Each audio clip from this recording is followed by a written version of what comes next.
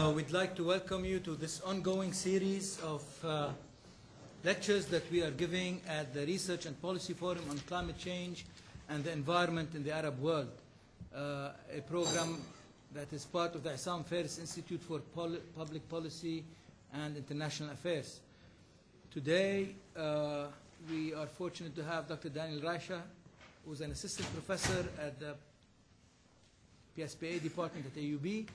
He will be talking to us about innovations in climate protection policies, what we in the Arab world can learn from the European experience.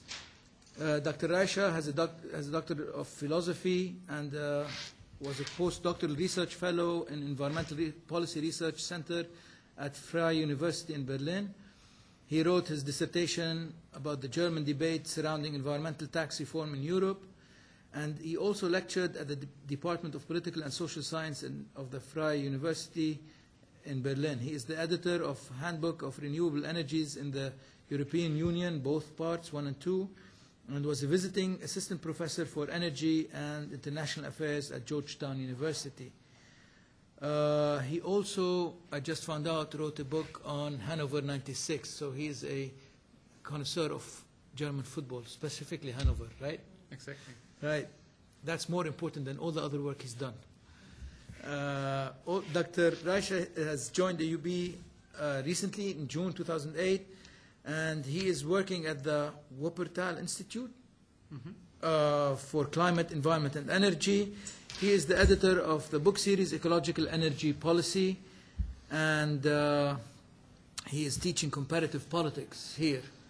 I guess most of you are, some of you are students here. But we are very fortunate to have this new perspective on our environment and somebody who has experienced this and worked in this field in Europe. So please welcome Dr. Reiche, and again, sorry for the delay. Well, the good thing of the football book is I get very emotional emails by people who read it, which is a big difference to the emails I get to my scientific work, because this is like, dear Dr. Reiche, thank you very much for your article in Energy Policy. This helped me a lot for my master's thesis, which is different from the emails like this touched me so much when I read it. And I'm a supporter of this team for 40 years, and I don't know. Regarding, I have to say, I have a doctor in philosophy, which is a little bit strange because I wrote it in political science. But at University of Hanover, where I did it, if you do your PhD on Institute of Political Science, you get the philosophy doctor, so which is a little bit strange. Sarin asked me whether I could tell something about the Arab world, and then I had to answer her what I explained you now, that this position which I just took at PSPA, the job ad was we are looking somebody for teaching comparative politics for any other region than the Middle East. So my expertise is on EU and North America, and this is for me now a chance also to add another region into my profile. And I just started to do research with my colleague Professor Chodder, which is also supported by Issam Faris Institute, on the city phenomena in the Arab world. So there, the first one was Qatar Education City, and then there are some more specialized cities came in the last years. For example, we have Education City, we have Healthcare City in Dubai, and personally I do the case study on a master city in Abu Dhabi. I think most of you have heard about it, a town which was started to build in 2008, will be finished in 2016 with an ambitious objective for 45,000 people, residents, to create a town just 100% supplied by renewable energy, but also with other ambitious targets such as minimized waste, minimized water consumption, and so on. So this is very interesting for me. But as I said, on the Arab world, I'm also a scholar. I just started research, and it's very exciting for me. And I mean, from a global perspective, the Arab world contributes with about 2.5% to the global greenhouse gas emissions, which is not much. But if one goes more into detail and looks on a per capita basis, then one can see that especially Gulf countries are very high in the ranking in the world.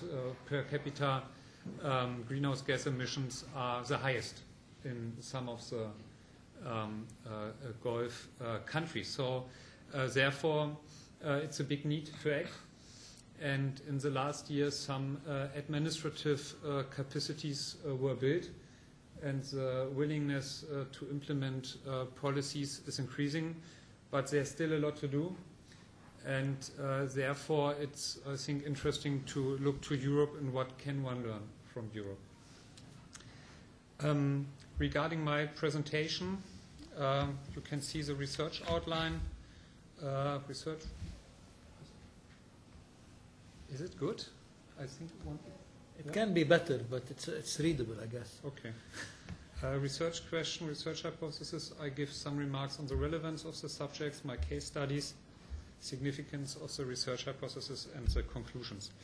Well, my general research question is the playing field for national innovations and climate change policy receding because of globalization and Europeanization? I mean, this is a big discussion of nowadays. Can the nation state still act? Is it possible to implement policy innovations on national level, or has one to wait for solutions on global level? Is there a shifting of power from the nation state to the supranational and global level? I mean, you can see how I made it here. In former times, the picture of the state was it's on the top, and it's much more powerful than the global and EU level. And now some authors gives the impression that it's not possible anymore to implement policy innovations on national level because global and EU level became more and more powerful. So is there a dwindling of state governance? The arguments are that on international level there's a powerless by the nation state because of the European and global context. But also some authors say there is a reduced capability to govern internally because if you make some regulations, this can have the effect that business is leaving country and is going to other countries where you do not find such regulations. This is a picture which is signed. Another arguments for the powerlessness of the nation state are that environmental problems have a global character. For example, it's said that one example I found often in articles were that Australia has a very high rate of skin cancer, but if Australia would ban all the substances which lead to skin cancer, this would have no effect on skin cancer in Australia because the share of the substances from Australia to the global amount of these substances is very low. So the argument is it doesn't care whether a country like Australia is doing on state level something against it or not. And the other argument I already brought a little bit, the vulnerability of national economies in global competition. If regulation on national level takes place, this might have the effect that industries go to other locations. Okay, but my research hypothesis is that the nation state remains the most important operator for innovations in climate change policies. But before I come back to the research hypothesis and give some examples, some facts on the relevance of the subject. I think most of you are working in the field, so maybe they will know this fact, but according to the prediction by the International Energy Agency, the global energy consumption will rise by 53% from 2006 to 2030. At transportation accounts for 30% of worldwide energy consumption, transportation is the heaviest growing sector within the energy consumption field. In 2004, there were 53 million automobiles worldwide. The number of automobiles increases by 11 million per year worldwide. And by the way, China and India have the highest growth rates, 10 to 15%. Interestingly, especially the big cars, the SUV, are even growing more than the average. Maybe it's the same in Lebanon. My first impression is on the streets that it's not the fuel-efficient cars which have the highest sales here. I think it's also popular to have a huge fuel-intensive car. Okay. But coming back to my research hypothesis, I mean, all the media attention goes to international agreements such as Kyoto Protocol. But the question really is what can be reached with such agreements. And my hypothesis is a nation state remains the most important operator for innovations in climate change policies. And I give you 4 examples from my research. On all of them I've written about it. So first of it is Germany is a pioneer in the production of electricity from wind and photovoltaic. Maybe you know that Germany is not in the sun belt of the world. Maybe you know that Germany is not the country within the EU where we have most wind. But Germany is leading in the production of electricity from wind and photovoltaic. Regarding wind, the world market share is about 30%. It was even some years before more than 50%. Regarding photovoltaic, just the state of Bavaria in the south of Germany, which is 1 out of 16 German states, just the state of Bavaria had in the last 3 years per year more new photovoltaic installations than number 2 and 3 in the world, California and Japan together. So Germany is really leading in that field, and the reason is that there is a so-called feed-in tariff law. How does this work? Feed-in tariff law means that everybody who, for example, installs a photovoltaic plant on his roof gets by the law, by the state, 2 guarantees. The first guarantee is you do not have to negotiate with your local utility whether the electricity which is produced on your photovoltaic plant is taken by the utility, yes or not. It has to be taken. So this is said in the law. It has to be taken. No negotiation is necessary. And the second point is you also do not have to negotiate the payment per kilowatt hour. This is also said in the law. And the law says that there is a payment for a period of 20 years. So, which means that you really get your money back which you were investing for this installation. And so it's a very, very stable market. It's a long-term security, and this has led to this success. There was a first law from 1991. But this had the same payment for all renewable energies, which had the effect that there was just a growth in wind. But in 2000, the government decided, we had a new government, became a new government in 1998 by Social Democratic and Green Party. They decided to extend the success from wind to all renewable energies, so they made a differentiation in the payment. Now photovoltaics gets much more payment than wind. So this is a key reason for the success of wind and photovoltaics in Germany, the so-called feed-in tariff law. And I come back to the feed-in tariff law later. My second case I want to present for a national policy innovation in the field we are talking about, climate protection policies, is the fact that Germany is currently the only country with shrinking transportation emissions.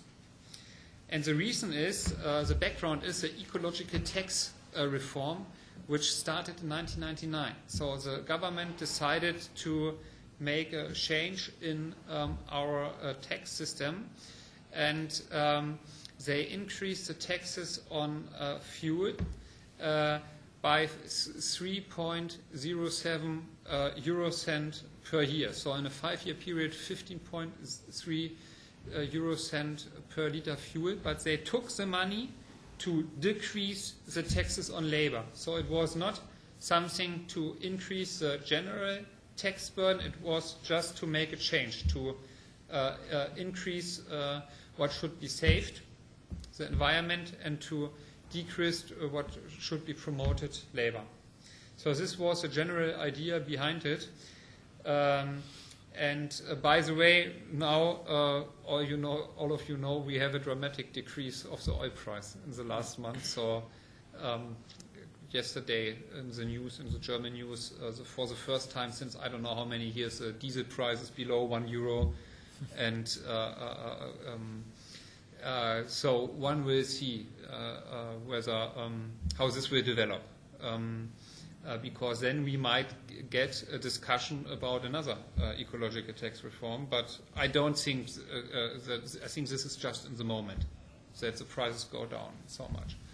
Okay, but this had the effect. Germany is currently the only industrial country with shrinking transportation emissions, and the main reason was ecological tax reform. And by the way, it's not just the money, it's not just the 3 cents per year, it's a signal you give to the market. When you announce the next 5, from my point of view, I was saying, and I was writing on this my PhD, so I was saying on panel discussions and so on, I was saying, why 5 years? Make 10 years or even 15 years, but just every year 1 cent. Because I think what counts is the signal. And car is used on average 12 years in Germany, and if you give the signal in the next 12 or 15 years, fuel gets more expensive year by year. This influences decisions what car one is buying. But it's not just that more efficient cars are sold. It's more railway has had a boom in last years in Germany. There are companies who are specialized on helping people to find together to share cars, so websites and things like that. So it's a lot of reasons for this development. Okay, I can talk more about it in the discussion if you want. My third case is that Germany is a pioneer in serial production of a 3-liter automobile. And you see the first 2 cars which were built, which just used 3 liter per 100 kilometer. And the reason was a voluntary self-commitment of the automobile industry in the shadow of hierarchy. What do I mean with in the shadow of hierarchy? The German Ministry for the Environment was announcing plans for regulation that car makers are forced to build a certain number of 3-liter cars. So car manufacturers wanted to avoid such a regulation and offered then the government a voluntary agreement to produce until the end of the 90s such cars. So without the announcement of the government to plan a regulation on this, there wouldn't have been this voluntary agreement. So it was in the shadow of hierarchy because industry feared regulation would take place in the field. Okay, my fourth and last example, I just wrote a paper on it. You can download on internet. I wrote a paper on the Norwegian sovereign wealth funds. Sovereign wealth funds are also a big debate in the Arab world because most of the sovereign wealth funds are here located, but Norway has the 2nd largest sovereign wealth fund in the world. As you know, Norway was once a very poor country, but in the 1970s oil and gas was discovered, and they managed to share this oil waste very well, by the way. So according to oil statistics regarding life quality, Norway is always on 1st or 2nd position if you watch to things like Human Development Index and so on. So Norway managed very well, so one can, states who find, and many other states did not manage well, but Norway did, and it's a very good model. And they did a very interesting thing because they said we want that when oil and gas are finite and when they are not left anymore, we want to keep our high living standard for future generations. So since the beginning of the 1990s, they put all the surplus from the oil and gas business into a sovereign wealth fund, which consists now of 300 billion euro and is the second largest sovereign wealth fund in the world, as I already said. And now they did something very interesting, because in 2004 they said, we do not just want intergenerational justice, we also want to contribute to the spread of our values in the present. And they introduced so-called ethical guidelines for the investment policy of the sovereign wealth fund.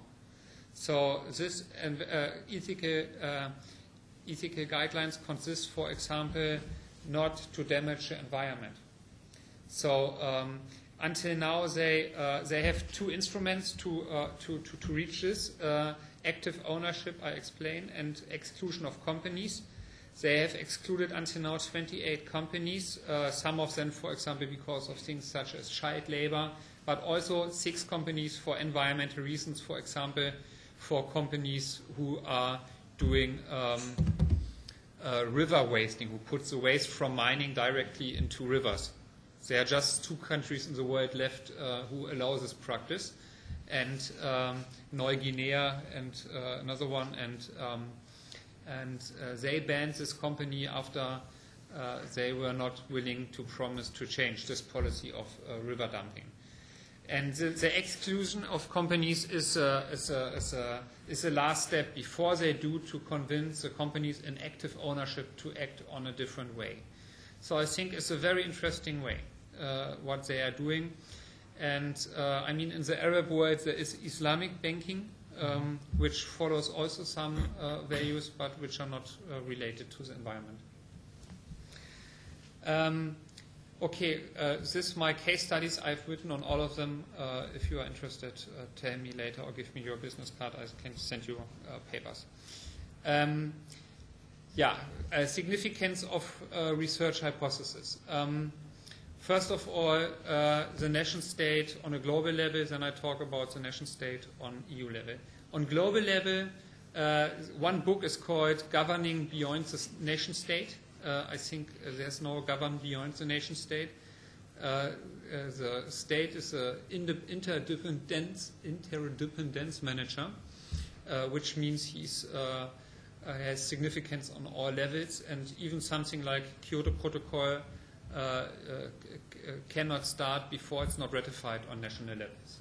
So governments are negotiating with each other, and at the end it can just be ratified if it's ratified by national parliaments. You know the story. Bill Clinton signed the Kyoto Protocol, but then the Senate decided with 97-0 votes against it, which shows power of a nation state.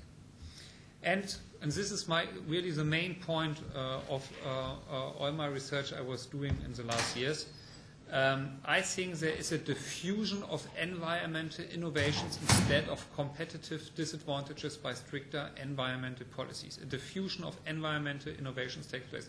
Just look, for example, this German feed-in tariff law. In the meantime, 18 out of 27 EU member states have introduced such a law. 18 out of 27. About 40 countries in the world use such a law. When I was working in Georgetown the one year, I had a South Korean research assistant. She came one day with a new renewable energy law from South Korea. It was more or less a word-by-word translation by the German law. So you find about 40 examples for this in the world. And this has done much more than Kyoto Protocol, for example, this German law. Because there is a tendency of best practice. Countries look very carefully when they start regulation, what have others done. If it works, they copy it. And which has also, and if you are the pioneer, you have also a lot of economic advantages. If I tell you the story of the German wind and solar industry, for example, at the beginning, the German wind companies made 100% of their turnover in Germany.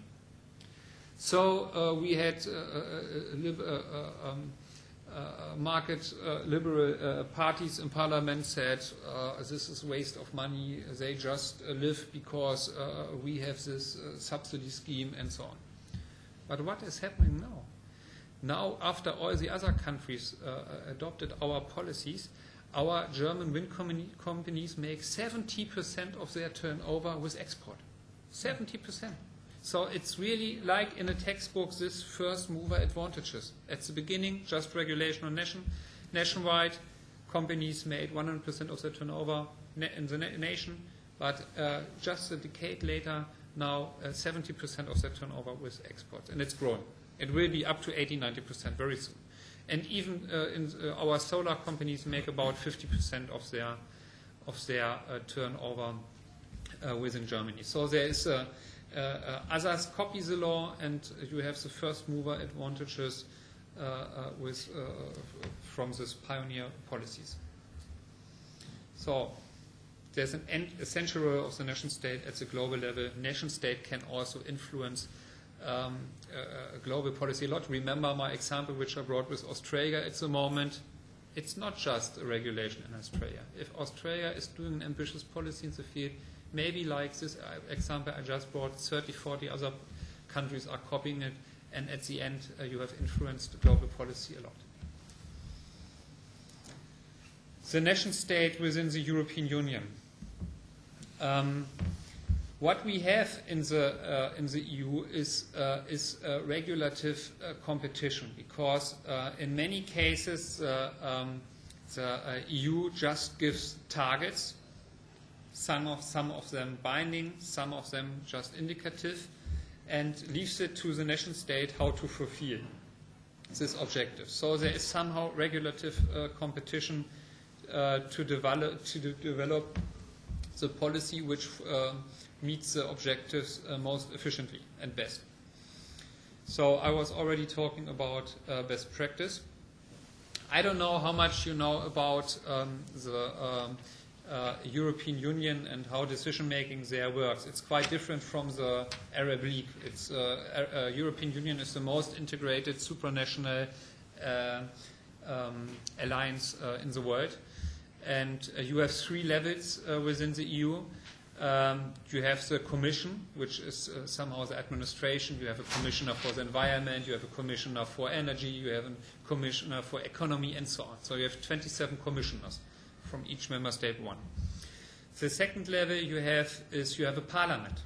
So every 5 years in the whole EU there are elections for the EU parliament. The next election is on June 7. I have to look how I can contribute from here. But it's possible if you care in time on it. So there are about 700, I don't have the exact numbers, 600 something.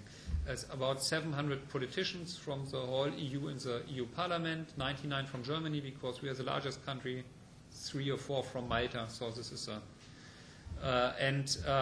this is the second level. And the third level is the Council of Ministers. So if something on energy, for example, is decided, all the ministers for energy from all the member states come. So you always need the acceptance for a directive, for a law, it's called in the EU directive, for a directive from all the three levels: Commission, Parliament, and Council of Ministers.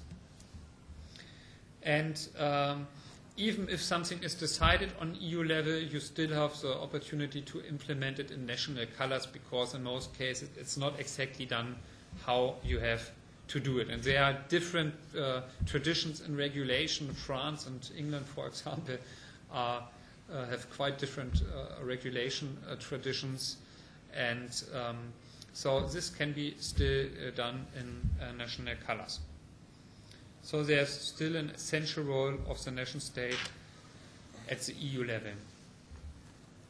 But finally, even if I'm very positive and optimistic about the possibilities of the nation states in general and in the EU, where I'm talking about especially, there are also some limitations.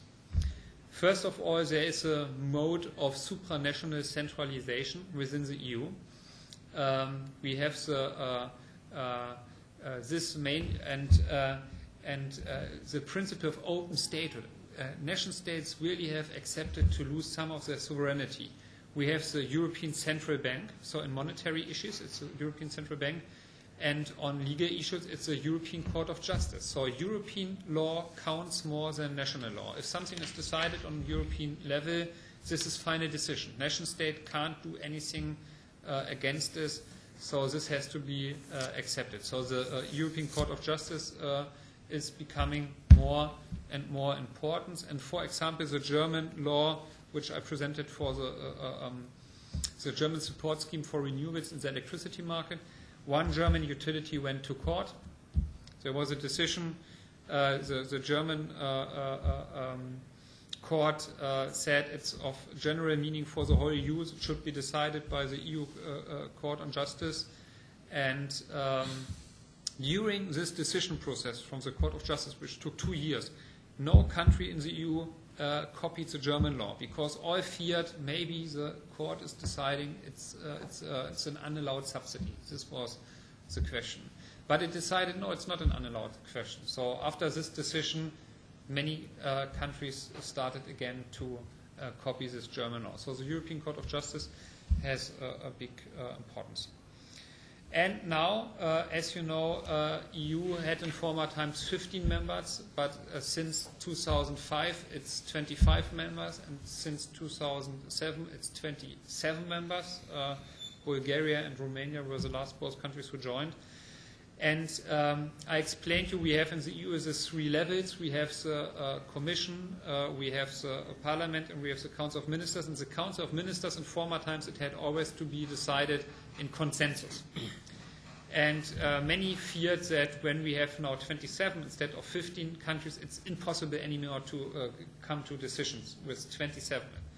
So it was decided that on most issues a qualified majority is necessary. There are just few exceptions, such as, for example, on tax issues. Some countries even wanted to decide on taxing by qualified majority, but especially Germany were against it because they feared all the small countries are deciding on taxes which are, have a negative consequence for Germany. So this is why you have no EU taxes, because it's so difficult to decide when you need consensus. Okay. Yeah, my conclusions. The nation state in a changing environment continues to be the most important authority on all political levels, on EU, on global level. Partial sovereignty opposes the positive effect of globalization. This has created an arena for pioneer countries so that their policies in transnational diffusion processes can spread. Thank you very much. Most interesting. Most interesting. We have had a very good presentation as to what is being done in Europe, and most of you know something of what's happening here. We need to start relating, and if you have any questions to Dr. Reiche, please. I will start. Have you had contact here with the Ministry of Environment at all yet? Because they are at least for the time being, the foremost environmentally concerned ministry.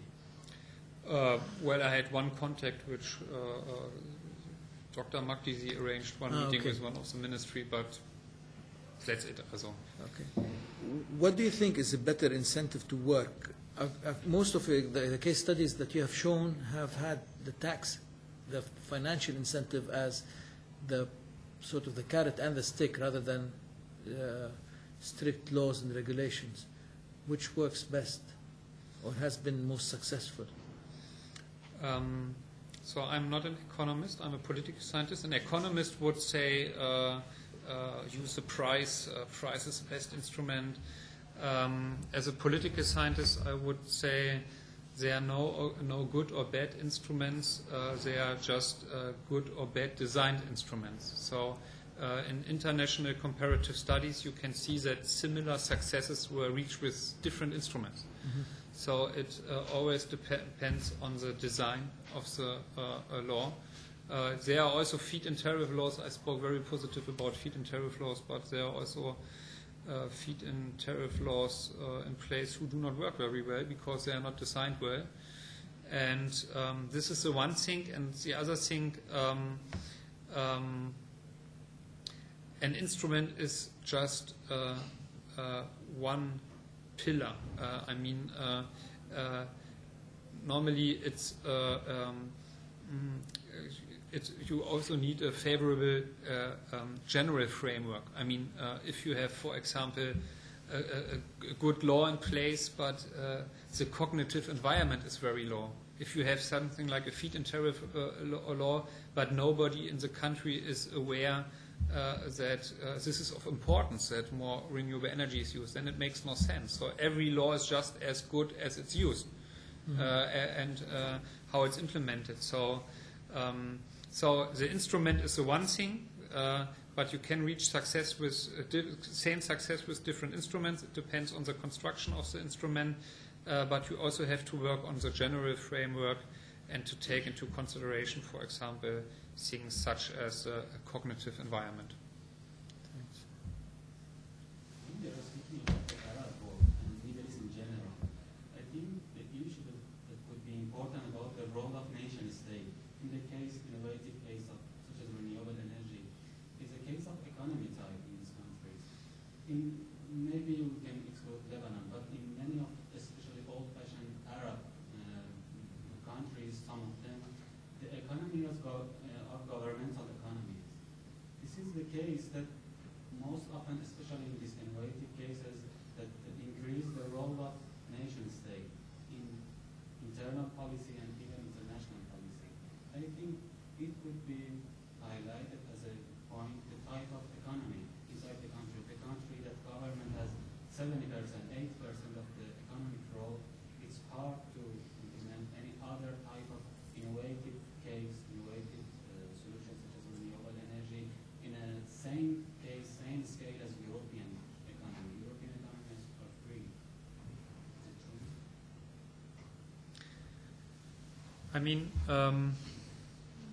Let me answer it like this.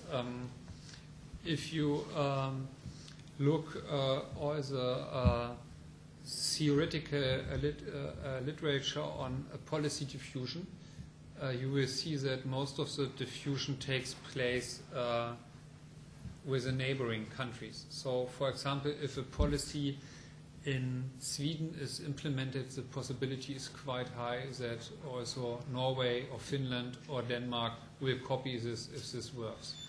So most of the policy innovations is on a neighbor-to-neighbor basis, but it's not limited to a neighbor-to-neighbor basis. So what I want to say with this is, if you have best practice here in the region, then it's more likely that this best practice policy is copied than it's likely that something from Germany or so is copied. But it's possible to copy it from Germany. But for example, this master city which I was mentioned, it's very interesting.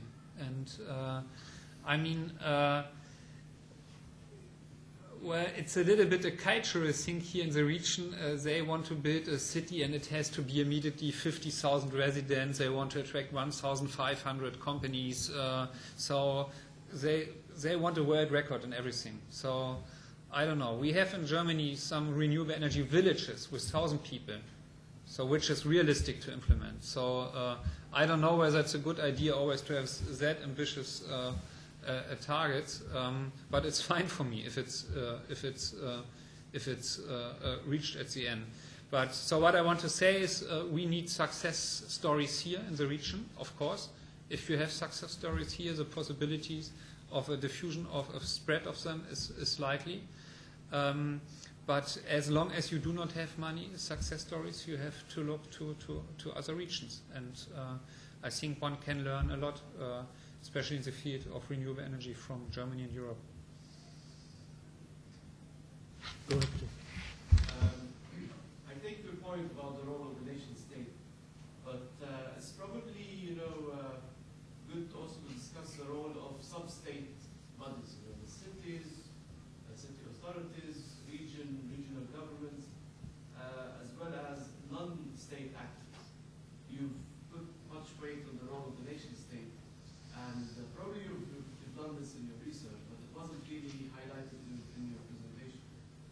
Yeah, I mean, all I said on the nation state, in the role of the nation state in the European Union, you can substitute nation state with state in North America. I mean, the role of the nation state in Europe have the states in the US, and especially in the field of climate protection policies, the federal level in the US was very weak in the last years, and almost all policy innovations came from state level. And you have also there this neighbor-to-neighbor tendency, which I just described. When California is something doing, California did a lot in the past, the possibility is quite high that the states around California, such as Washington State, are copying it. So the role of the nation state in the EU have the states in the North American, also in Canada, it's the same. I did some policy advice in Ontario because they copied more or less this German law for renewables in the electricity market. And so you can copy this. And also the cities. I mean, in the US, in the meantime, I forgot the exact number, something like 500-600 cities voluntarily declared to fulfill the Kyoto objective for the US on city level, because they said we don't want to wait until the White House is signing something. So these cities cover, in the meantime, half of the US population who voluntarily declared to reduce their greenhouse gas emissions on city level, like it was said for the US in the Kyoto Protocol. So it depends. All what I described for the EU regarding the nation state can be in other, for example, United Arab Emirates. There it's the Emirates. It's like in the US. So their innovations came from the Emirate level. So it depends on the political system. But all in all, I mean, innovations the development of an innovation can be top down or bottom up, and you have also some of this, what I described, also had a background which started on a lower level in the political system. For example, this feed-in tariff law had a long discussion already in the 1980s. And then a first utility in Aachen, which is a German town on the border to Belgium, decided that the local city-owned utility is starting to pay on city level such a payment for solar installations. So one can say a little bit this success story started on city level. So yeah, so it's always. I mean, this is what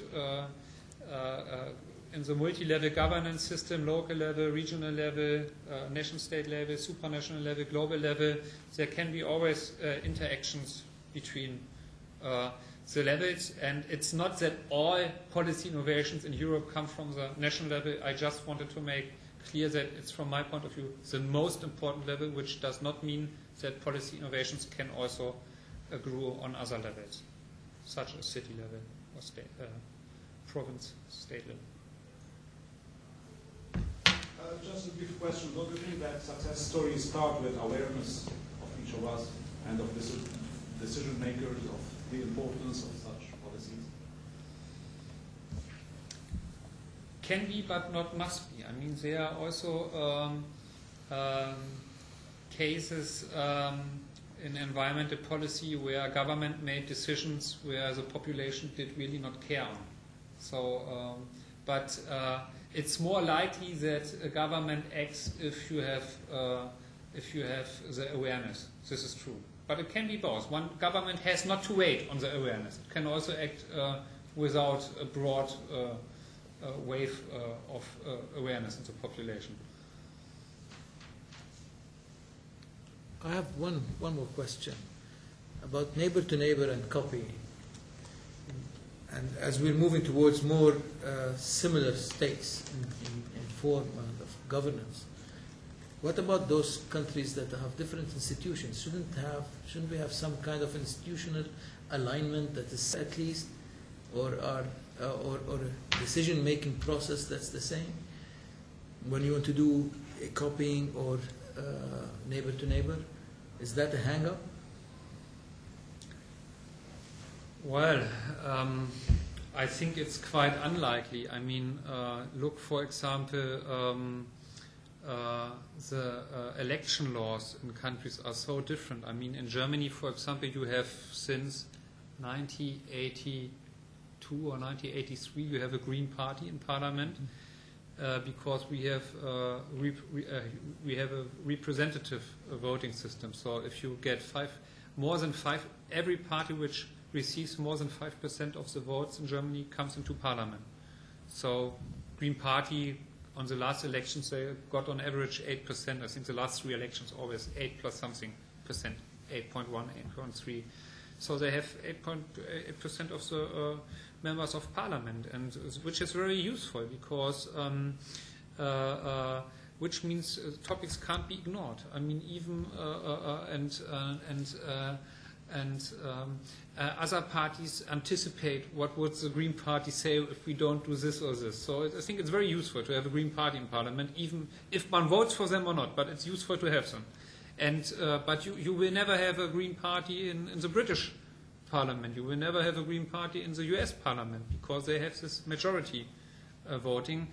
And I'm not that optimistic that it's changed because the 2 big parties which these countries have benefit from this, that you don't have representing law. So, yes, and but on other level, I think other levels, such as, for example, I think most countries know you need a government agency for renewable energy, for example. So this is something where you can really see a spread of this idea. Regarding this, you find, I forgot the word you used, you find that it's similar, that it's more and more similar. Okay. Najee. Produce PV electricity in Germany, the government will buy this electricity at a premium price from you. And this premium price is going to be absorbed by the consumer at the end of the day, spread out. Yeah,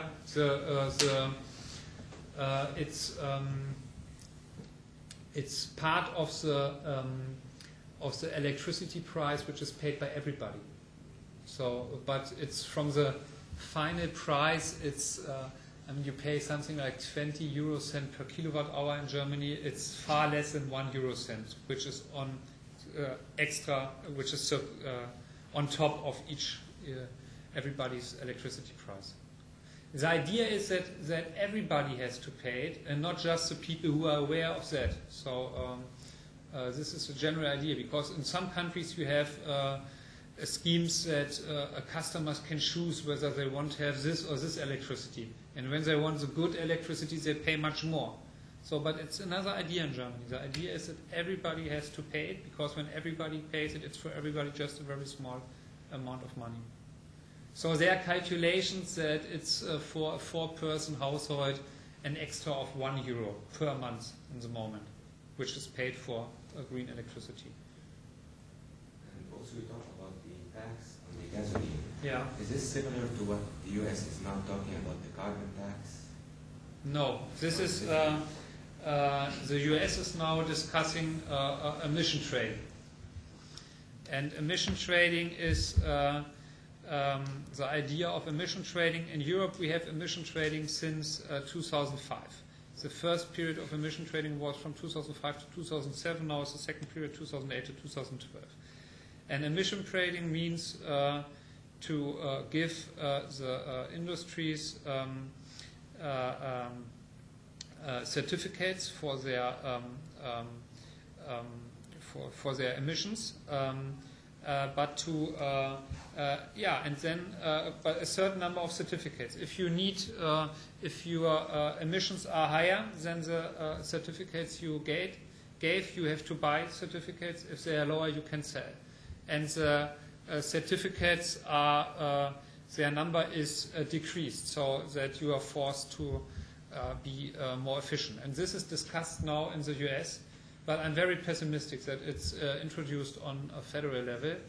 But the interesting thing is that there is a so-called Regional Greenhouse Gas Initiatives, RGGI, in the US, which are the New England states. And they are in the process of implementing in about, I think, 9 or 10 states next year an emission trading system. So this is quite likely. And there's also a discussion on some West Coast states to develop a similar system. So there we have again the debate, is it top-down or bottom-up? There I think it's more bottom-up.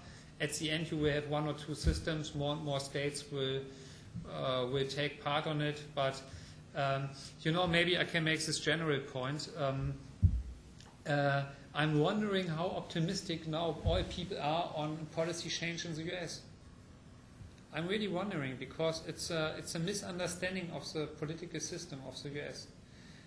You have in the US, you need 3 levels for policy change. You need the president who can veto almost everything. Okay, Obama will not veto so much like Bush did in this field. This is clear. He will be even very proactive, I hope and guess. But you have the Congress, which is the House of Representatives and which is the Senate. And okay, you have in both chambers you have now a Democratic majority.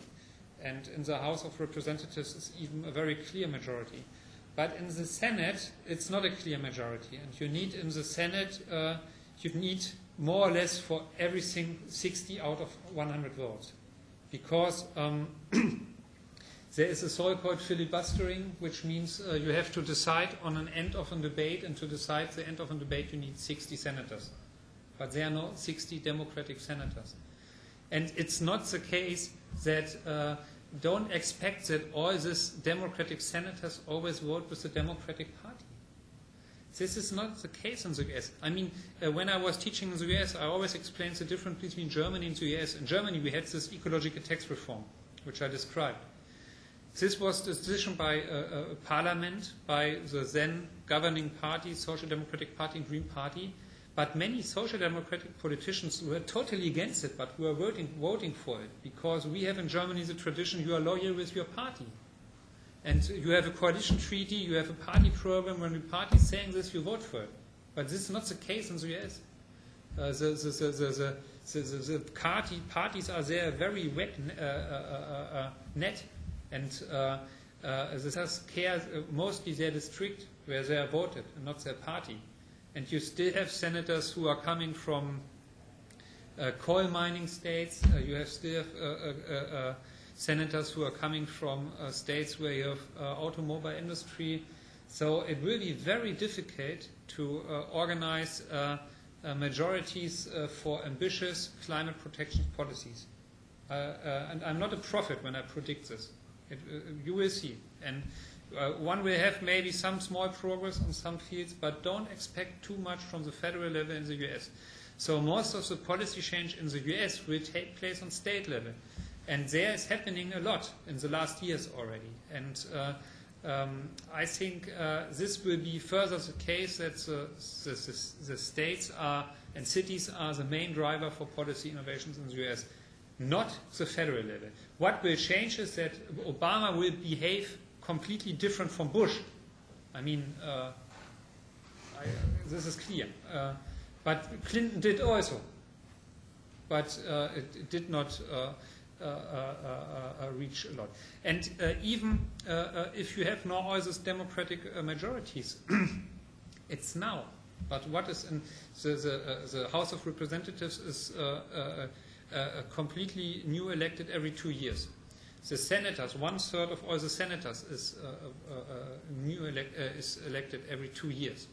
So it's not clear that it will be always democratic. So I just remember the try of Clinton and Gore to introduce an energy tax, which did not work. And we will have the same, unfortunately now. I would hoping it's different, but I just want to bring down a little bit their expectations. To see policy change in climate protection policies, I think the states and the cities are still the key player. It's the same with the bailout of the car industry now. The different. It wasn't voted along party lines. It was different. Yeah. just as we saw today. I mean, the strange thing with the car industry is that Democrats say they are in favor with more efficient cars and so on. But the more efficient cars in the US are built by the foreign automobile companies, and they are all in Republican districts. Mm-hmm. And the American companies with a huge fuel consumption, they are all in Democratic districts. So now you have the strange situation that Democrats want to help a lot at the moment in the financial crisis. These American car companies, where I would ask, why don't you let them die if they build the wrong products for the market? But it's their districts, and the Republicans are in favor with the more fuel-efficient European countries because they're in their districts. So exactly. It just explains how politics works. I was just wondering, in terms of like global water and especially the lack of fresh water we're running into, I think the nation state is particularly important, especially in countries where there's an abundance of fresh water. So what do you think we're going to see in the future with policies towards like conservation of water or exchange of water over borders? This is totally not my topic, water, but I think that especially in this region, it's a main topic and can even be a reason for conflicts if no solutions are found. But it's totally not my topic, water. I apologize. Any more questions? Okay, thank you very much, Daniel. Yep. And